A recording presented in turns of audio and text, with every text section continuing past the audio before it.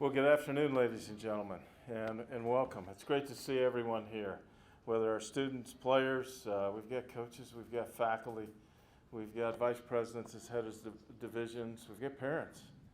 And we just thank you for taking the time for this particular occasion. I also want to pause and thank Dr. Tanuja Singh, our visionary leader, and I mean that in the fullest extent of the definition of those words.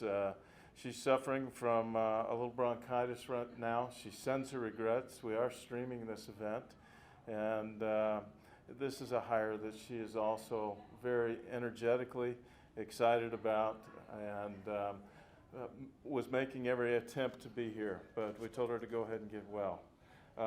So today's occasion is to introduce the 12th men's head basketball coach at the University of Indianapolis in 1986. University of Indianapolis graduate, an alumnus, and we just welcome you, Scott, your entire family. And but first, I want to give a few comments for context. And Scott's one of our most decorated men's basketball alumni of all time, and that deserves to be stated. He's part of an amazing pedigree, whether in his family, whether through several stops, 3 in particular, as a head coach in the Indiana high school basketball ranks, and 2 stops as a collegiate coach, 1 as a head coach, who's taken an institution to places they've never been before. He's moved them up the mountain.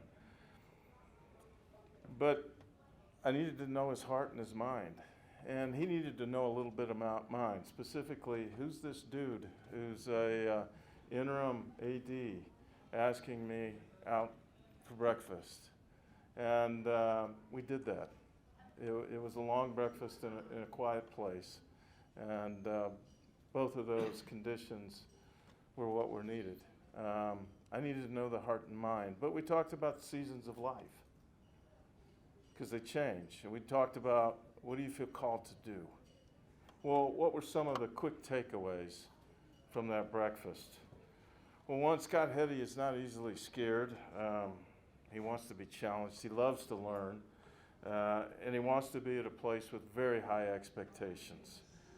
He believes in the discipline of little things. He understands that elite performers think and train differently. Otherwise, they wouldn't be elite. And that requires deliberate practice. That requires a very deliberate system that's time-tested and tested through experience and instinct in very powerful ways in bringing individuals together to perform as a unit so that they not only seek their level, but they achieve their level in every element. He's relational, he builds trust, and he builds that trust through rigorous honesty. He owns his responsibilities and his accountabilities, and he leads by example. And very powerfully, as you get to know him, he has an uncanny ability to be present, conversationally and in your midst. That's enough words for me, but that was our breakfast. It was about seasons of life. Scott, you've got a lot of years left into you. But part of the theme of that breakfast was, we want you to shoot your last arrow here.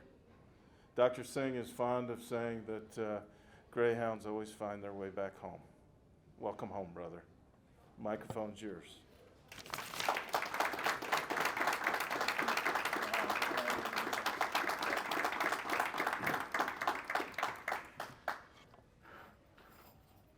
Thank you very much for those kind words, Scott. I appreciate that. And the best thing about the breakfast is you picked up the tab. And, yeah. So, no, that was one of the best breakfast meetings that I've had in a long time, and really enjoyed that. And then all of our conversations, obviously, since then. I just appreciate everybody being here. First of all, thank you so much for sharing this with me and my family. First, I want to introduce my family. I think I need to do that first. My wife, Amy, is here, who is my biggest supporter, and obviously a coach's wife. That's a job that's in itself a full-time job. So I appreciate her for all her support and understanding and encouragement, and even her coaching sometimes. She helps me out, you know, in the evenings. So my son Luke is here. Luke has played for us 4 years at Marion, and he's now in grad school, and he's just got accepted to med school. So really proud of Luke and what he's done on the basketball court, but obviously in life as well and academically. My parents, Bob and Donise, are here. My dad, obviously, a lot of you know, is a longtime basketball coach in Indiana, a Hall of Fame basketball coach. So for me, being able to grow up in that environment, I mean, that's where I learned a lot.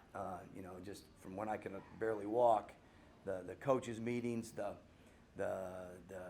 after games, before games, the team meetings, the bus rides where I'd be on the back of the bus. That probably was the best thing for a 5 or 6 year old on the back of the bus, but I learned a lot, and I think that's where I got my start. And so I just you know, appreciate all his support, and I've learned a lot from him over the years. And my mom's here. She's the toughest one in the family. She's a 2-time cancer survivor, breast cancer survivor, leukemia survivor, bone marrow transplant survivor, heart attack survivor. What else, Mom? Kidney failure survivor. So she's the toughest one, no doubt, in the family. I've learned so much from her as well, and I appreciate all their support, you know, throughout the years, because they don't miss anything. They're there all the time, and I truly appreciate that. I have 2 other sons, Clayton and Sam. They could not be here, so Clayton and his wife Courtney, Sam and his wife Carly could not be here today, but I also appreciate their support. Words can't explain what you know, what I'm feeling now, and just standing up here, and you know, just thinking, man, I'm the head men's basketball coach at UIndy. That's kind of where I've always wanted to be in a way, and I couldn't be more proud to be standing up here and excited to get started. I want to thank President Dr. Singh, Vice President for Athletics Dr. Scott Gines, Greg Shaheen, for all your encouragement, all the talks we've had. The first person to call me, I was at the Final Four in Phoenix, and the first person to call me was Dr. Singh, and so that was pretty impressive. So I really appreciate all the people that were involved in making this decision and providing this tremendous opportunity for me and my family. It's just an opportunity, more than anything, to once again be a Greyhound, and that's something special. Why is this special? This special place? I mean, look around the campus. I mean, it's unbelievably, you know, it's a beautiful campus, incredible programs, academically respected. The athletic department across the board, success. I mean, you know, you don't find many programs in the country that enjoy the amount of success across the board that we have here. A supportive administration, and a basketball program that has had success for a period of time, going back to, you know, Royce Waltman, the late Royce Waltman, and Stan Gerard, and what he did for the program, and then the last few years under Paul Casaro. So a lot of success. It's a little different than when I started at Marion. We had a lot of things to do there, and made great strides. But I think there's a great base here, and looking forward to continuing the winning ways and building on that. But this you know, UIndy offers everything that we need to compete for GLVC championships and national championships, because that's the goal. We had a team meeting on Tuesday, and we had 5 players, and I was looking for a meeting room, but 5 players showed up. I could have had the meeting in my office. So you know, but that's kind of where we are, and we're gonna go with that, and we're gonna move forward. But we have 5 players at the meeting, and we had a great meeting, and talked about a lot of things. It's a tough time for them, a lot of change, and you know, they haven't experienced anything like this before. So I think we got a lot of things figured out, and then we met individually with everybody on Wednesday, yesterday. So I feel really good about the guys we have here now.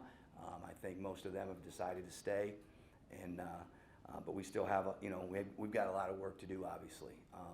There's a good thing that, there's something called the transfer portal. It's something that you don't want to live in, but I think you got, obviously you got to use it. We're going to have to be really, really good in the transfer portal and deciding what we want to do as far as bringing players in.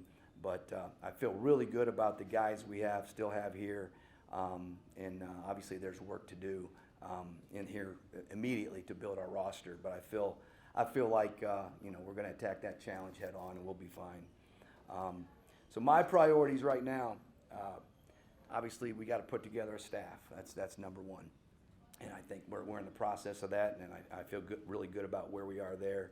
Keep the current players that are here, start our workouts as soon as possible, and then just be relentless in the recruiting process. I think we got to be absolutely relentless. It's an everyday thing. It's 24 hours a day, and we've got work to do, and we got to get going on that quickly. And obviously we've already started. And then just meeting everybody here. People have been absolutely tremendous in my first few days here, but just getting acclimated to the new buildings and the new procedures. Haven't done that in a while, so once we get through that, then I think everything will be a little more smooth. But it's been great, and I appreciate everybody's help to this point. There's 4 things that I believe are probably most important in a successful program, and it's kind of the base: recruiting, culture, expectations, and accountability. And you got to have, you got to be on all those. And I think in the program, everything relates to that. I think recruiting, number one, that's going to be our number one thing. And I think, the portal obviously is going to be big, like I said earlier, but you can't just recruit from behind your desk and make phone calls. You got to do your homework. And so we're going to do that, and we're going to be diligent in making sure not only do we bring in the right basketball players, the talented basketball players, but they're also, good people and are going to fit into our culture. And that's most important. And that culture, that's that how we go about every day. And just the process of everything that we do. And just guys, everything that they do is going to be with character. It's going to be all about the team and all about winning. That's the winning culture that we have to build. And the expectations, guys are going to hear this all the time, and I think maybe you guys heard this in our meeting the other day, is the expectations are for our staff, for me, our staff, to help motivate, encourage, and help you along the way, and me included, be the best person, be the best student, be the best teammate, be the best leader that you can be. And if you're doing those things, our culture is going to be better. All right, we're going to have a championship culture. But also, if you're doing those things consistently, your improvement as a basketball player is going to be even better. It's going to be at a higher level. And so we talk about that all the time, those expectations. And be all about giving back. We're going to get out into the campus, be involved in the campus, be involved in the community with our basketball team. I think that's very important. And so that's just part of giving back. That's part of the expectations. And then just accountability. That accountability is, starts with me, starts with our coaches, but when you get accountability within your team, okay, player to player, that's where you want to be, where they buy in, they take ownership, and they believe, and then they're holding each other accountable, and that's where we want to be, all right, with our culture and our program. I'm not going to get into X's and O's, okay, because if I do, you're probably going to think, man, that's pretty simple stuff. I could do that. But other than I will say that we're going to put a product out on the floor that the UIndy campus, the community, the city of Indianapolis will be proud of. Okay? That's the bottom line goal. You will be proud when you come and watch us play. You're going to leave and say, wow, those guys, they play tough. They play together defensively. Offensively, they're unselfish. They play fast, but they play smart and disciplined. And they're together and they're tough. And if you walk away thinking those things, then we'll everything else will take care of itself. Other than that, I'm probably gonna open up to questions if anybody has any. I think somebody said that there may be a few questions. I don't know, but again, I appreciate everybody being here today, and you know, I'm just so excited to be a Greyhound, to be back here, and to be working with you, Scott, and Greg, and President Singh. It's just a great feeling here to be back here, and I'm just proud to be a Greyhound. So thank you.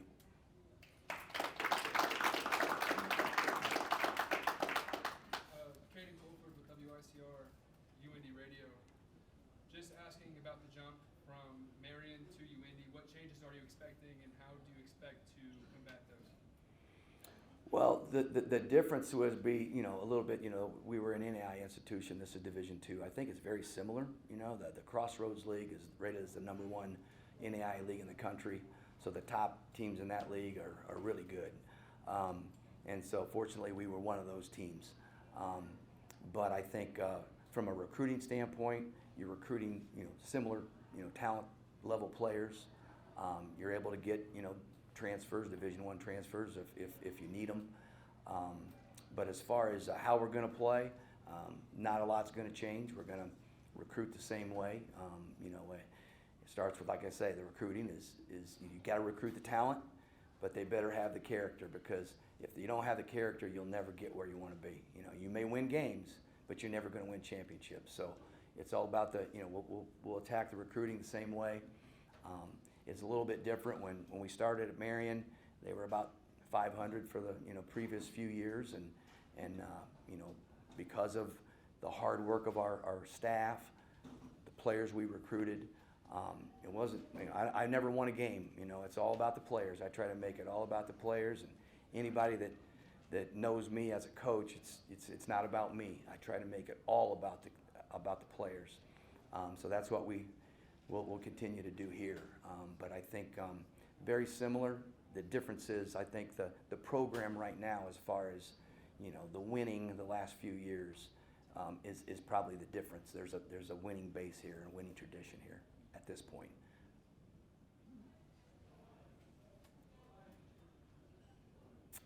Yeah. Great. I was hoping you might comment on wire reports that your father may come out of retirement. Well, he's never really retired, because he's not paid, but he's up in like the 8th row, and he's coaching the whole game, and you know, it's funny because, you know, fortunately we didn't lose a lot. I haven't been involved in a lot. Our teams have not lost a lot, but when we do or we don't play well, all right, he's still talking about it 2 days later, and I've moved on. The next morning, I've moved on to the next one, you know. So, but. No, that's just the competitiveness in him and the old coach in him, and that's never going to go away, and I really appreciate that. Is that it? Any other questions for Coach? All right, guys. I appreciate everybody being here. Thanks so much.